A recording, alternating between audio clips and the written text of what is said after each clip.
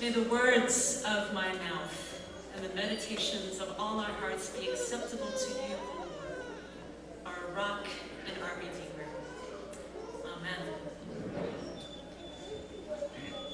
Well, first of all, I want to express my gratitude to Pastor Malcolm and Pastor Wandamu for your gracious hospitality and welcome to join you this day. I'm very honored and grateful for the invitation to be here and to preach on this special day as you gather together as families and as our youth and children lead us in a time of prayer and praise. It has been a gift to be in this time of worship with you, so thank you for that. It's an honor and privilege. And I'm also grateful for Paul's letter to the Ephesians. That's our reading for today. It's one of my favorite books in the Bible. Not only is our scripture reading for today from Ephesians, but I also understand that your congregation's Bible verse for this year, 2017, is from Ephesians 4:1, where we read, "I beg you to lead a life worthy of the calling to which you have been called." So that's been your verse since the beginning of the year, is that right? Okay, very good. So it's good to be in this book, this letter from Paul to the church in Ephesus. And we're going to turn shortly to our reading from chapter 6 that we heard earlier. But first I want to spend some time looking at this letter as a whole. Because once we get a sense of the big picture, I think we can better understand Paul's words of guidance that he offers both to parents and to children. So if you have a Bible with you, either the old-fashioned Bible or on your phone, I invite you to open it up to Paul's letter to the Ephesians. And if you notice that there are exactly 6 chapters in this letter, and it's kind of evenly split in half. So the first 3 chapters in this letter, what we read about here is the revealing of God's ultimate plan and mystery in Jesus Christ. And what is that plan? What is that mystery that's being revealed? Is that the powers of sin that have kept us separated from God, the powers of sin that keep us separated from one another, they have been overcome in Jesus Christ. As he went to the cross and he built that wall that has divided us from God and from one another has been torn down by Christ's death on the cross. That is the mystery that is being revealed in these first 3 chapters. That those barriers have been overcome and that we have been given a new life together in Christ. No longer are we divided from God, no longer are we separated from one another. That is the good news, right? Amen. We hear this good news in chapter 2. And if you have your Bibles open, it's chapter 2, verse 8 and following. There we hear these well-known and well-loved words. "For by grace you have been saved through faith. And this is not your own doing, it is the gift of God, not the results of works, so that no one may boast. For we are what God has made us, created in Christ Jesus for good works, which God prepared beforehand to be our way of life." This is the good news. In Christ Jesus, we have been reconciled with God, and we have been reconciled with one another. All of us now have been brought together in the same household of God. We are all made children in God's household. But we read that in this good news of God's saving grace, that God has also prepared us for good works. He said we have been created in Christ Jesus for good works, that these good works should be our way of life. So what might these good works be? What is this way of life that we have been created for? Well, it begins to be laid out in chapter 4, beginning with the verse that is your verse for this year, that we have been called to good works to lead a life worthy of the calling to which God has called us. Throughout this letter, then, we see both this message of the gospel, the grace of God that has saved us from the old life of sin. But it doesn't stop there. There is a new life before us to live out. The good works that God has given us. Together, always God's grace, and then this invitation of new life to live out the good works God has given us. When God in Christ Jesus overcame sin and death on the cross, that was just the beginning of God's good work in our lives. We see then, starting in chapter 4 and continuing through the end of the book, what this life that we have been called to live looks like. The good works that we are called to live out. And in many ways, these final 3 chapters in Ephesians are like a guidebook, a handbook for us, telling us in very practical ways what it means to walk in the ways of God. And those include our verses from chapter 6 that give guidance for our life in families, in our home. Now, for the past 2 hours, we've been living out this second half of Paul's letter to Ephesians, because I have seen our children and all of us filled with the Spirit as we have sung praises to God, that we have sung and made melody to God to give praise to God our Father and to our Lord Jesus Christ. And that's right there in Ephesians. To live the life that God has called us to is to live a life filled with the Spirit. To live a life that is full of song and giving praises to God. This whole time together in worship has been a time in which God is pleased by the good works. Our children's songs have been the good works that God has prepared for in their lives. So we have been living out this message in the second half of Ephesians. But there's also a bigger calling here, the calling that God has invited us to live out. It is certainly to love God through our praise and through our worship. But our call to live a life worthy of God's calling is also directed to one another.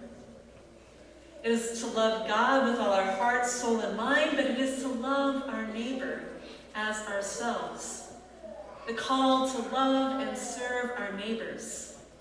All the people that God brings into our lives each and every day. This is our calling. Now, Martin Luther, the great church reformer and teacher in the church, he talked about this calling to love and serve our neighbor. He talked about that as, in the language of vocation, that we each have callings and vocations in life to love and serve our neighbors. He said, God doesn't need our good works. God is God. But our neighbor needs our good works. Our neighbor needs us to love and serve them. So what does Luther mean when he talks about callings or vocations? He says that these callings are all the places in life, all the places and relationships that we are given by God to live out this new life in Christ that we have been given. All of these relationships and places where we can grow in faith and grow in holiness in our various callings. Now that might be wherever we work, in our place if we go somewhere to work each day, then we are called in those places to live out our faith, to love and serve our neighbor. It might be as our daily life as citizens or as residents in this country and in this city, that as we go about our daily life and we meet people and encounter them on the street or on the bus or in the store, that those are the people that God has placed in our lives to love and to serve. But for Luther, one of the most important places and the most important set of relationships we have in our lives is in the home. For Luther, the home is a great and wondrous calling. That there are these relationships that we have as husband and wife, as father and mother, as son and daughter.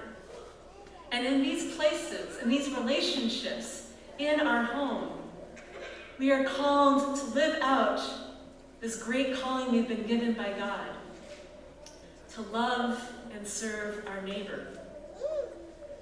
So hear again these words from chapter 6 we heard earlier, and think about them in the context of Luther's understanding of calling, of vocation.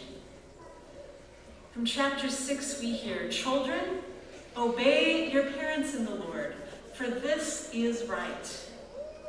Honor your father and your mother. This is the first commandment with a promise, so that it may be well with you, and you may live long on the earth. And fathers, do not provoke your children to anger, but bring them up in the discipline and instruction of the Lord." So here we have in chapter 6 just a brief picture of what it looks like of this holy calling we've been given, to lead a life worthy of the calling God has given us, to practice and live out those good works that God has prepared for us in Christ Jesus. We see it in the family, in a marriage, that this is a holy calling. It is a vocation. In a marriage, who is the neighbor that one is to love and to serve? Well, if you're the husband, the neighbor you are called to love and serve is your wife, right? And if you are the wife, who is your neighbor? Your husband. Your husband is the neighbor that you are called to love and serve. Now that continues on with parents and children. Parents have this great calling, this great vocation. And the neighbors in their lives, the neighbors there that they are called to love and to serve, are their children. And children, who are the neighbors in your family? Your neighbors are your parents, your mother and your father. So we see this beautiful relationship of neighbors as husband and wife, as father and mother, as son and daughter. These are the relationships, the places in which we live out our life of faith, where we love and serve God. Now this morning I want to get a sense of who's out here in the congregation. So I want you to raise your hand if you are a parent. Raise your hand if you are a parent. Okay? Now I want you to raise your hand if you are a child.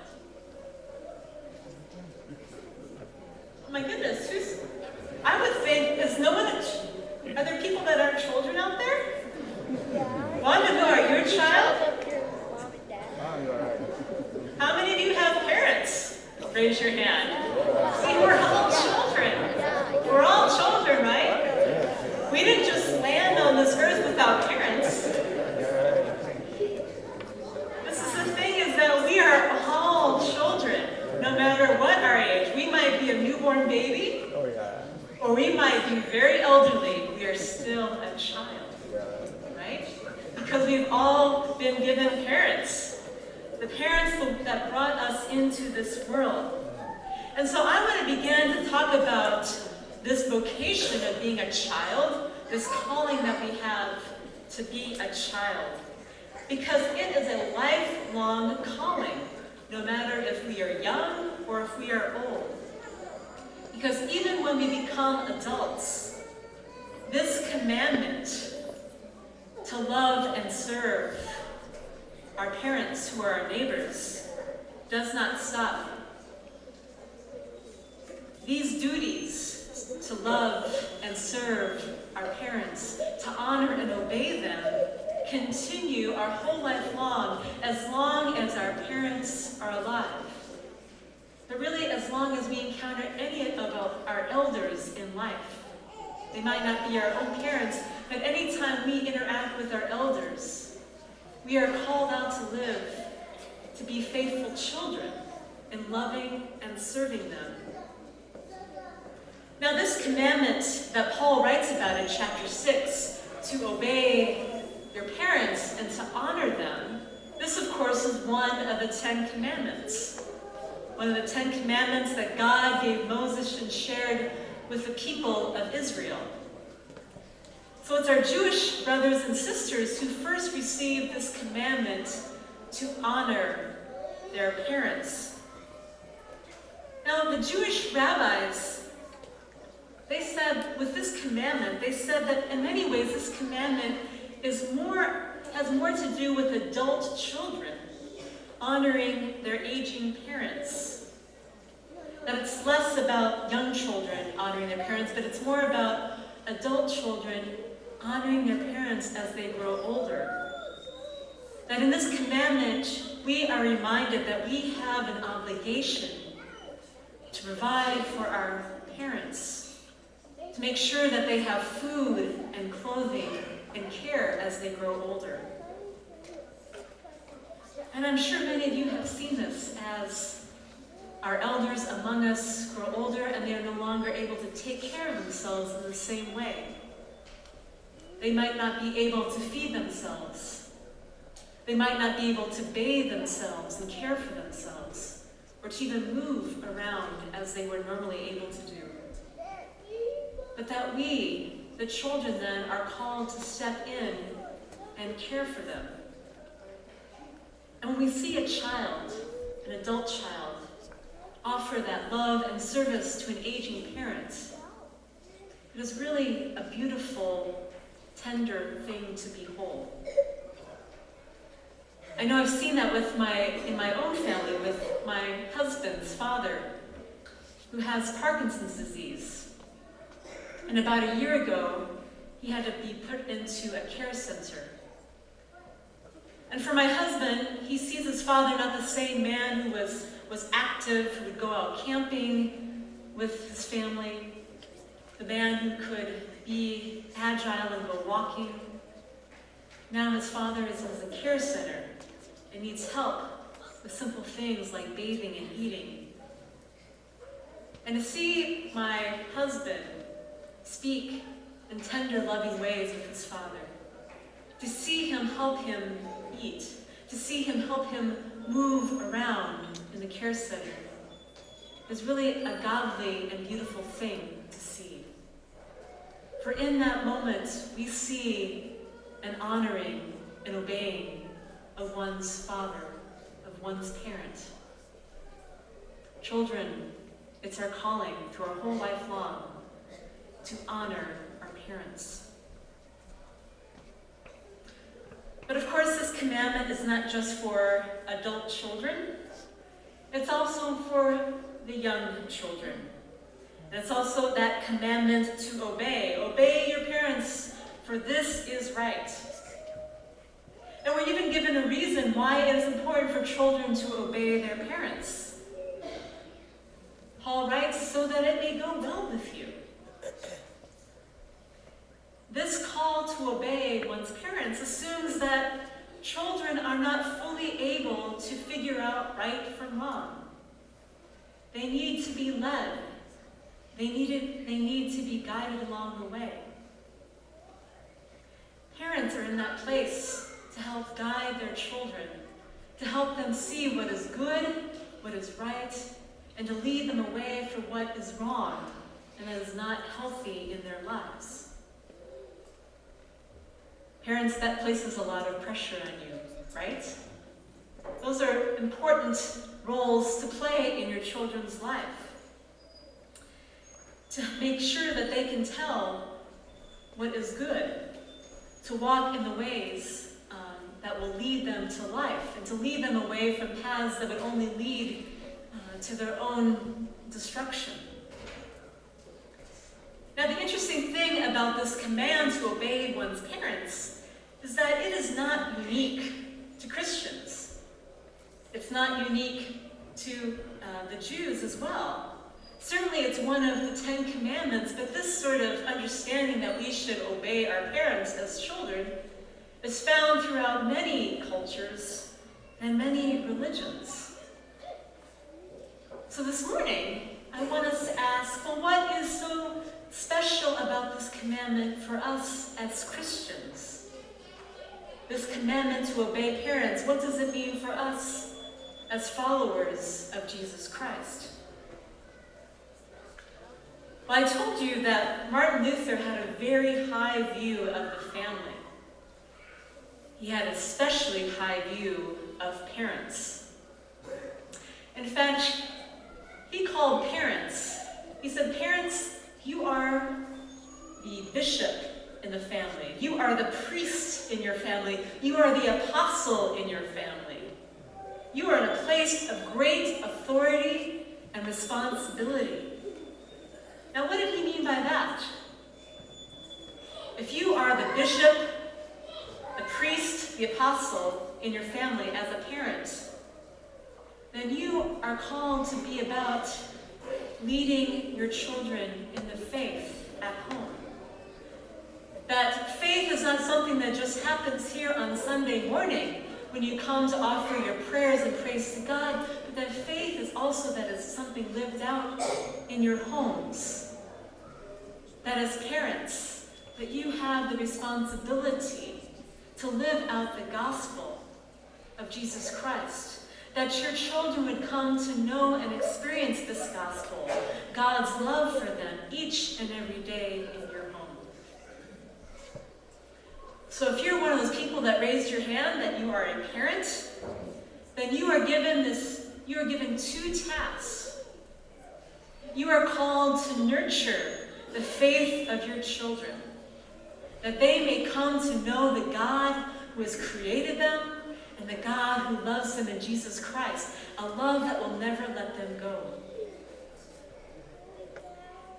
And as their parent, you are also called to nurture the gifts in them, so that they may grow in faith and that they would use their gifts and their talents to love and serve God and to love and serve others, to love their neighbors, and to contribute to this world that God so dearly loves. So parents, you are the bishops, the apostles, the priests in your household. You have this incredible responsibility not only to be good examples for your children, but to be their moral and spiritual teachers.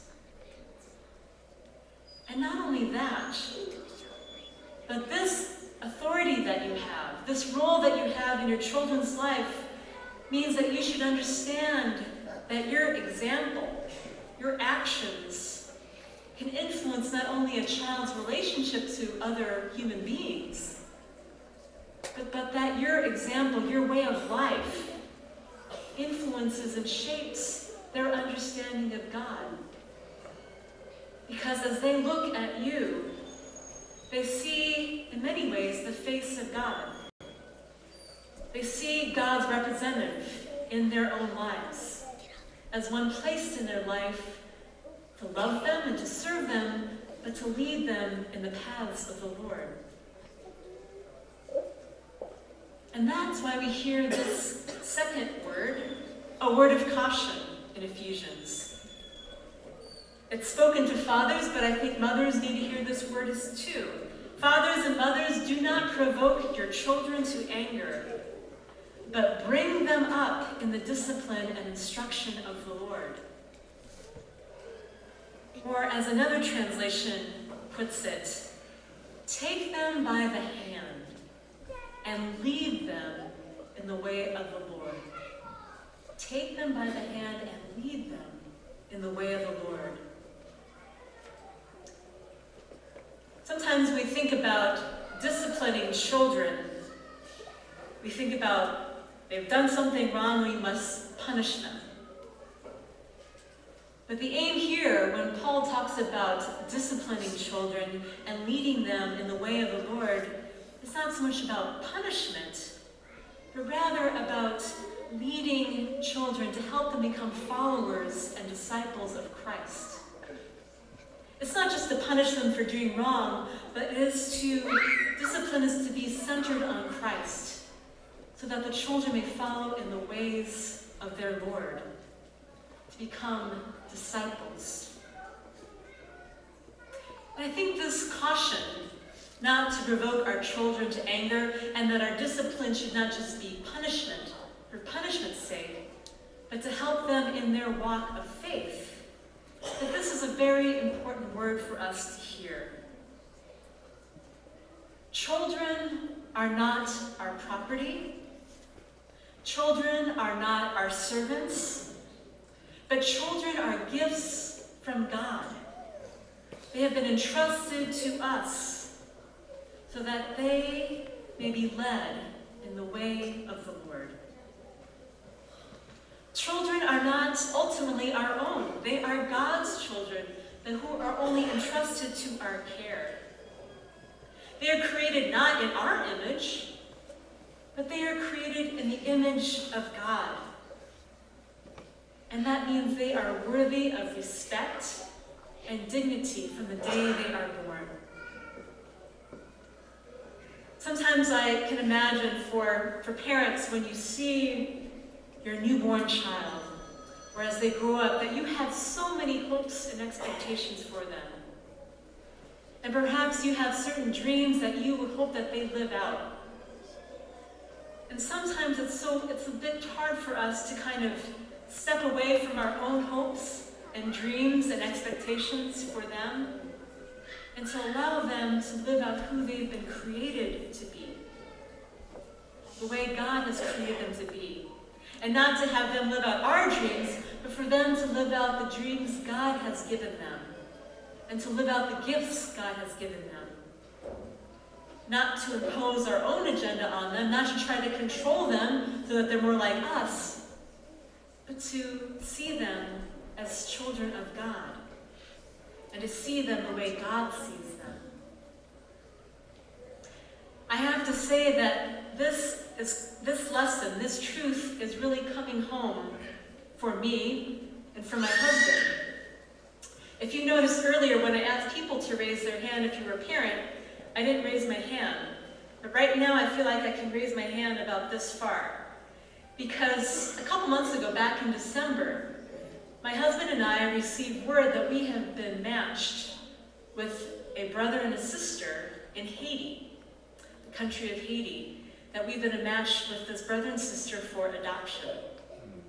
So that's pretty amazing news. So I think I'm starting to say, yes, I'm a parent. This past January, a couple months ago, my husband and I, we went down to Haiti to spend nearly 3 weeks to meet our children. A 7-year-old boy, Pierre Richard, and his 3.5-year-old sister, Rishana. Thank you. So this was our first time meeting them, and I have to admit it's quite a strange experience to see these children come this way and to know these are my children. I didn't give birth to them, but I also know that deep down that these are now my children given to me from God. Now, I don't come from Haiti, as you might imagine. I don't look Haitian. I'm more European American. So it's very clear to recognize that, that these children, in some sense, aren't my own. They're not my biological children. And yet I'm also called to be their mother, to be their parent. So deeply do I want to honor these children and to make sure that they never forget where they've come from, their homeland, their background, their culture, their language, everything about Haiti. I want them, even as we bring them home in a few months to this country, I want to honor the particularities of their culture and their home. And in that sense, I recognize that these children are not my own, they are God's children. They have been only entrusted to my husband and me to care for, to nurture, and to love. In that sense, I'm not going to be able to, in some sense, control who they will become. I have not given them the gifts, either biologically or spiritually. But I know that they have been entrusted to me and to my husband as we are called to love them and to lead them in the way of the Lord.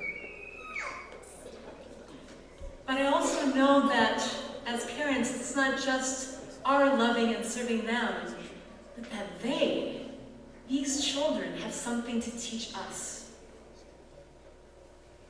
It's not just parents who lead children in the way of the Lord. Children lead us in the way of the Lord.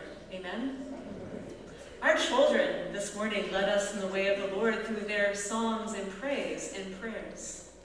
And I know that our children, each and every day, lead us in the way of the Lord. So whether we are a parent or whether we are an elder in the child of a parent's elder in the lives of children, we have this calling to honor them and to see them as people who are leading us in the way of the Lord, as we listen to their questions, as we learn from them, as we pay attention to the wisdom and the lessons they have to teach us. For children can very well be our witnesses in the faith. They can be our teachers as they bring about a curiosity and a new way of seeing the world. Children can even be representatives of Jesus, right? In the Gospel of Matthew, in chapter 18, there's a story where the disciples, they come to Jesus and they say, "Jesus, who is the greatest in the kingdom of heaven?" And what does Jesus do? He calls a child, and he places that child in the midst of them. And he said, "Truly I tell you, unless you change and become like children, you will never enter the kingdom of God. Whoever becomes humble like this child is the greatest in the kingdom of heaven. And whoever welcomes one such child in my name welcomes me." Jesus here identifies himself with children, and he equates welcoming a little child in his name to welcoming himself and welcoming the one who sent him. So here we have this rich text in Ephesians, full of callings, of husband and wife, of parents to children and children to parents. Parents, lead your way in the children of the Lord. Don't provoke them to anger, but bring them up in discipline and the instruction of the Lord. And children, obey your parents, honor them. Now, if I were to finish right here and say, this is the word of the Lord, let's go out and live this commandment, well, I think that's probably easier said than done. Because we know that family life is complicated. It's not always easy to love and serve our children, to love and serve and obey our parents. We see that in Scripture. We know the story of the prodigal son, And we know the heartbreak of the father as he watches his son leave home and not knowing whenever he would return. The father could not control his son. He had to let him go on his own way. But nonetheless, that father's unconditional love for his son remains. And when the son does return, what does the father do? He opens his arms and he welcomes him home. He becomes for his son the very face of God, the representative of God, reaching out to him with love, care, and forgiveness. But there are also stories in Scripture, there are also times when children go away because God has called them away. Because God has called them into new places and new work. We see that in the Gospels when Jesus calls two brothers, James and John, to be his disciples. They were in the boat, mending their nets with their father Zebedee. And they heard Jesus' call, they left their boat, and they left their father.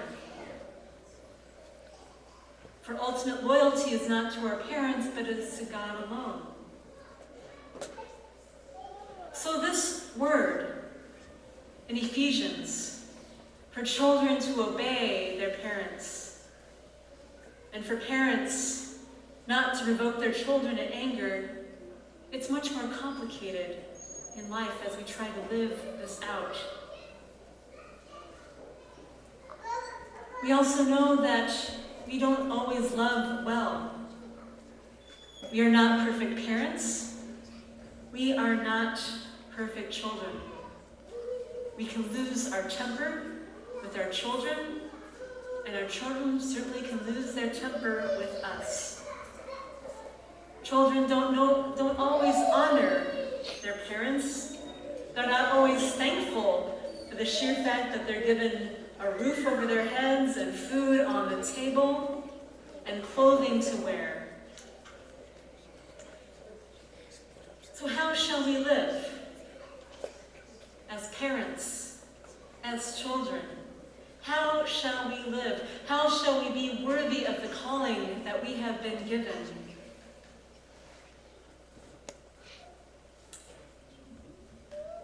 I think it begins with some sense of trying to understand one another. All of us have been children, and when children grow up and become parents, sometimes there's a light bulb that goes on, and they begin to understand all the things that their parents did and sacrificed for them. They realize how difficult it is to be a parent. And they start to have a greater understanding and appreciation for their parents and for the calling of being in parenthood.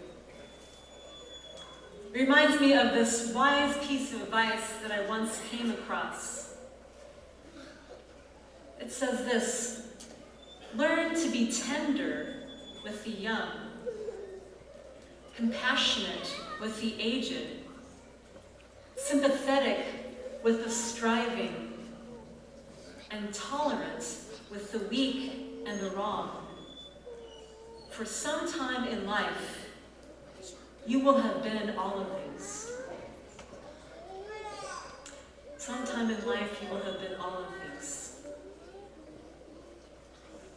As we learn to practice tenderness and compassion, to practice being sympathetic and tolerant to one another,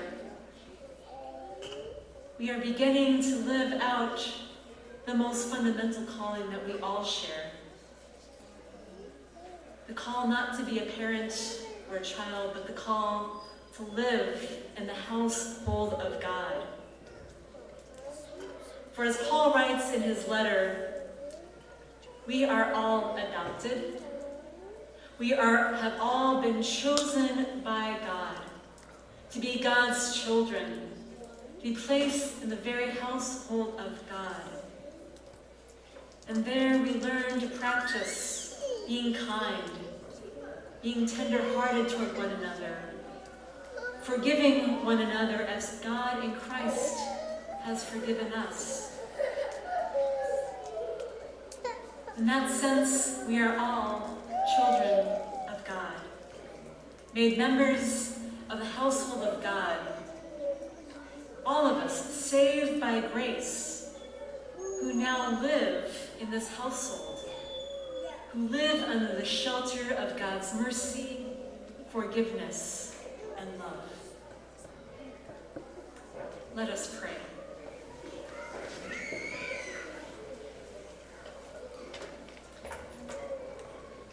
Good and gracious God, we give you thanks for the holy callings you have given us in life. To be children, to be parents, to be husbands, to be wives. But most of all, we thank you for the gift of your grace that has made us your children. We thank you that you have adopted us and claimed us as your children to live in your household.